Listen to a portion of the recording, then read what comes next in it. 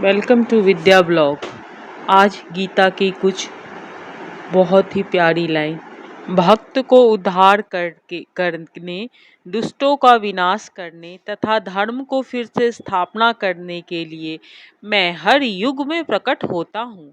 भगवद गीता के अनुसार साधु पवित्र पुरुष कृष्ण भावना भावित व्यक्ति है और धार्मिक लगने वाले व्यक्ति में भी यदि पूर्ण कृष्ण चेतना हो तो उसे साधु समझना चाहिए। दुष्ट कृताम उन व्यक्तियों के लिए कहा गया है जो कृष्ण भावनामृत की परवाह नहीं करते। ऐसे दुष्ट या उपद्रवी मूर्ख या अधम व्यक्ति कहलाते हैं, भले ही वे सांसारिक शिक्षा से विभूषित क्यों न हो।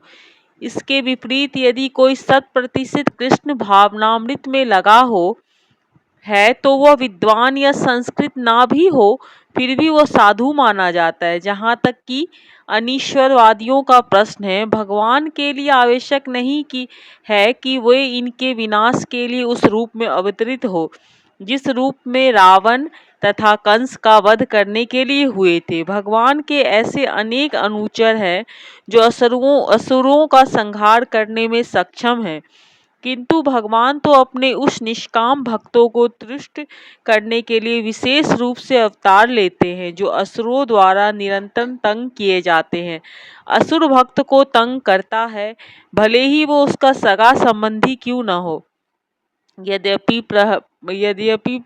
प्रहलाद महाराज हिरण्यकश्यप के पुत्र थे, किंतु तो भी वे अपने पिता द्वारा उत्पीड़ित थे। इसी प्रकार कृष्ण की माता देवकी यद्यपि कंस की बहन थी, किंतु उन्हें तथा उनके पति वासुदेव को इसलिए दंडित किया गया था क्योंकि उनसे कृष्ण को जन्म लेना था।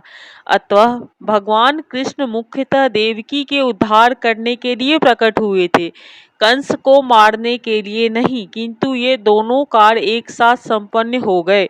अतः यह कहा जाता है कि भगवान भक्त का उद्धार करने तथा दुष्ट असुरों का संहार करने के लिए विभिन्न अवतार लेते हैं। कृष्ण विभिन्न अवतार लेते हैं।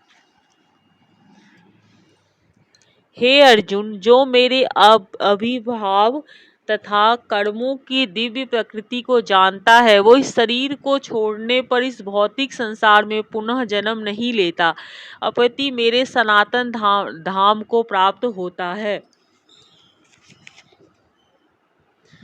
आसक्ति, भय तथा क्रोध से मुक्त होकर मुझे पूर्णतः तन्मय होकर मेरी शरण में आकर बहुत से व्यक्ति भूतकाल में मेरे ज्ञान से पवित्र हो चुके हैं तथा इस प्रकार से उनके सबों ने मेरे प्रति दिव्य प्रेम को प्राप्त किया है। जिन भाव से सारे लोग मेरी शरण ग्रहण करते हैं उसी के अनुरूप मैं उन्हें फल देता हूँ। हे पार्थ, प्रत्येक व्यक्ति सभी प्रकार से मेरे पथ का अनुगमन करते हैं। इस संसार में मनुष्य सकाम कर्मों से सिद्धि चाहते हैं, फलस्वरूप वे देवताओं की पूजा करते हैं। निसंदेह इस संसार में मनुष्य को सकार कर्म का फल शीघ्र प्राप्त होगा। प्रकृति के 3 गुणों और उनसे संबद्ध कर्म के अनुसार मेरे द्वारा मानव समाज के 4 विभाग रचे गए हैं। यद्यपि मैं इस अवस्था का स्पष्टता हूँ, किंतु तुम यह जान लो कि मेरे इतने पर ही अव्यय करता हूँ। मुझ पर किसी कर्म का प्रभाव नहीं पड़ता, न ही मैं कर्म फल की कामना करता हूँ। जो मेरे संबंध में इस सत्य को जानता है वही कर्मों के फल के पाश में नहीं बंधता।